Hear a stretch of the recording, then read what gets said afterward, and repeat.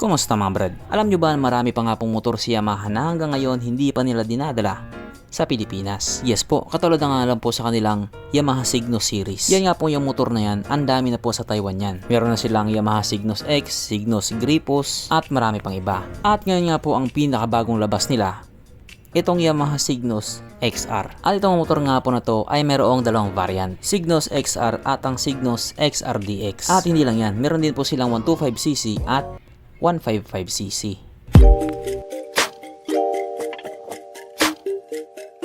Pero syempre bago tayo magpatuloy, kung bago ka pa lamang napadpad dito sa aking walang kwentang channel, huwag ka na mag-subscribe. So yun na nga, kung inakala nyo nga po lahat ng motor ni Yamaha nandito na sa Pilipinas, doon po kayo nagkakamali. Sapagkat marami pa nga po silang motor na hanggang ngayon hindi pa dinadala dito sa Pilipinas. At isa na nga po dyan yung Yamaha Cygnus, na sa tagal nga po ng panahon nagkaroon na rin ng series. At yung pinakalitis nga po na nilabas nila, itong Yamaha Cygnus XR 155.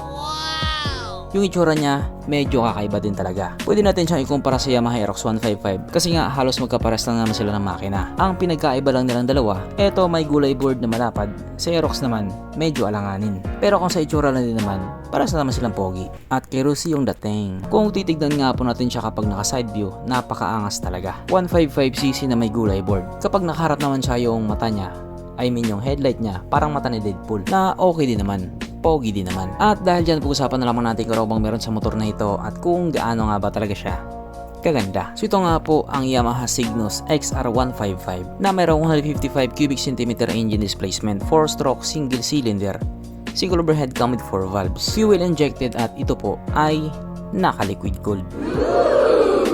Kaya hindi po siya panis sa Honda Click 125.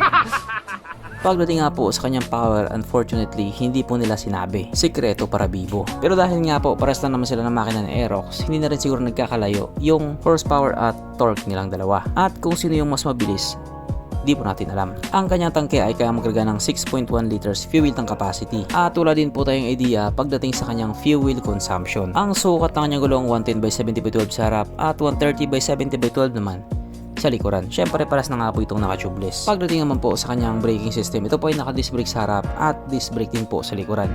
Syempre meron po siyang ABS. Ang kanyang seat height ay may taas na 785mm at ang motor nga po na ito ay may kabuuang bigat na 129 kg. So parang nga po sa isang 155cc na scooter, sakto lang yung bigat niya. Mapunta naman po tayo sa iba pa niyang mga features. So ang ilaw nga po sa motor na ito, naka fully LED na po. Tapos projector yung kanyang pinaka headlight. At yung ilaw nga po niya parang pa-X. Nakatulad nga po na sinabi ko kanina, parang mata ni Deadpool or pwede rin kay Spider-Man. Ang kanyang gauge panel ito po ay naka LCD display na maganda nga din po yung pagkakagawa nila. At syempre dahil ito nga po ay bagong motor, naka-keyless po ito. Naka-smart key system na po siya. At meron nga din po itong TCS or Traction Control System. SSS or Start and Stop System, meron na din po siya. PhilHealth wala pa. At hindi nga din po mawala sa motor na ito ang kanyang USB charging port, na para kahit saan ka nga po magpunta, hindi ka na mangangamba na baka malubat yung cellphone mo kasi nga manonood ka pa ng Pornhub.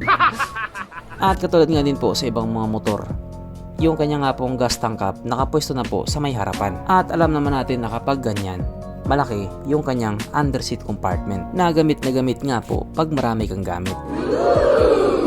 Pero ito, gamit na gamit talaga to, sapagkat nandito na nga po tayo sa exciting na part, ang kanyang mga suspension. So sa harapang bahagi nga po ito ay ginamitan ng telescopic fork, at sa likuran naman ito po ay gumagamit ng dual shock absorber na ayon nga po sa mga taong nakagamit sa motor na ito, maganda ang bounce.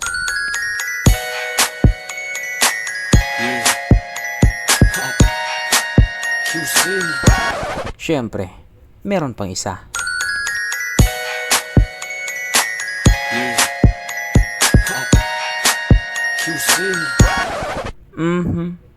Panigurado. Wala na namang nalungkot. At dahil wala nga po nalungkot, alamin na po natin kung present nga ba sa motor na ito yung tatlong pinaka-importanting features. So, una na nga po dito ang kanyang lagayan ng stallion, at good news mga brad, meron siyang ganun. Meron siyang lagayan ng stallion. Pangalawa, meron din po siyang sabitan ng pulutan. At oras na nga po para sa ating Red Horse check. Ang pinaka-importanting feature sa isang motor. At ayon nga po sa aking masusing pag-aanalisa, ang motor na ito ay kayang magkarga ng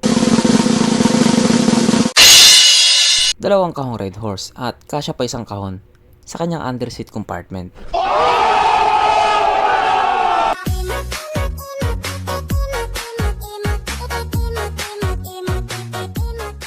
So therefore, ang motor na ito ay talagang highly recommended. So sa ngayon nga po, wala pa talagang balita kung ilalabas ba yan sa Pilipinas. Pero kung sakaling meron na, balitaan ko kayo. So hanggang dito na lang muna mga brad, kung may gusto kang sabihin or gustong idagdag doon sa mga sinabi ko, mag-comment ka na lang sa baba. Okay, bye.